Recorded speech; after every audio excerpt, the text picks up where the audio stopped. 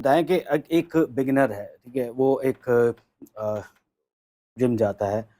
वो अपनी beginning training किस तरह अपनी इस फ़िटनेस की जर्नी को स्टार्ट करे? क्योंकि ज़्यादातर ये होता है कि लड़के जिम जाते हैं, एडमिशन लिया और सिर्फ़ अपनी फ़िट ट्रेनिंग की फ़ीस बचाने के लिए वो खाली जनरल ट्रेनिंग लेते हैं और स्टार्ट हो जाते हैं। ज़ाहिर-सी बात है रिसेप्शन पे पूछा जाता है तो वो बोल देते हैं हाँ, हमें आता है, आता है।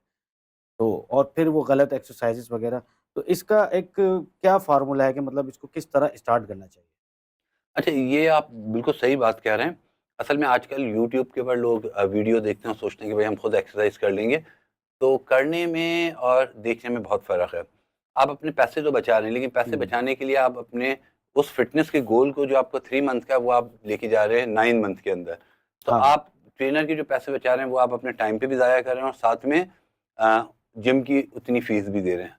तो सबसे मेन जो इम्पोर्टेंट चीज़ है, आप अगर ट्रेनर हायर करेंगे तो वो आपको आपके बताएगा आपके एंगल क्या है, हुँ, आप गलत कर रहे हैं या सही कर रहे हैं। दूसरी चीज़ ये कि आप इंजरी से ज़्यादा से ज़्यादा सेफ रहते हैं, क्योंकि आपको इवन कि देखिए मैं इतने टाइम से ट्रेनिंग कर रहा हूँ, तो एक्सरसाइज़ मैं कर रहा होता हूँ, लेकिन मैं अपने एंगल नहीं देख सकता हूँ। तो हुँ, मुझे अपने एंगल को देखने के लिए दूसरे ट्रेनर को दिखाना पड़ता है, भई ये मैं डंबल रोज़ कर रहा हूँ तो मैं मेरी बैक सही है, मेरी पोज़ीशन सही है, हुँ, तो वो इंसान खुद नहीं कर सकता। जब मैं खुद नहीं कर सकता, तो फिर ज़ाहिर-सी बात है कि दूसरा कैसे करेगा? आप एक बड़े-बड़े बिगिनर हमारे कैसे आप करेगा? देख लें कि रोनी कोलमैन या और आप किसी बॉडी बिल्डर को देख लें, जो बड़े-बड़े हमारे पायनियर हैं, हुँ, सबके ट्रेनर होते हैं। अगर मतलब ये है कि उनको तो ट्रेनर की ज़रूरत नहीं है।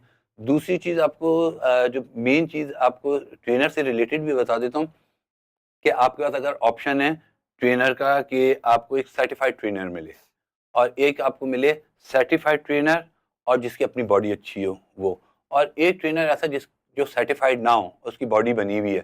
तो आप इन 3 में से अगर सेलेक्ट करेंगे तो सबसे पहले आप सेलेक्ट उसको करें जो सर्टिफ़ाइड ट्रेनर है और जिसकी अपनी भी बॉडी बनी हुई है।